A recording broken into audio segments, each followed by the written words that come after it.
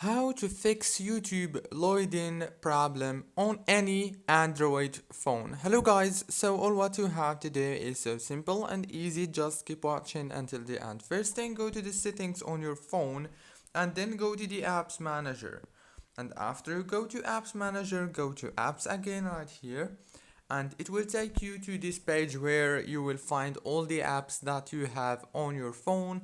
So all what you have to do here is just scroll until you find YouTube, click on it, and then go to the permissions right here and make sure to disable all the permissions that you don't need, of course, and then go back, and this time go to the storage and click on clear cache and clear data. Go back, click on data usage, and make sure to enable those three options right here, and go back. And now all what you have to do is restart your phone and reopen YouTube, and I am sure that problem is gonna be solved. Don't forget to like, subscribe. Thank you for watching until the very end of this video.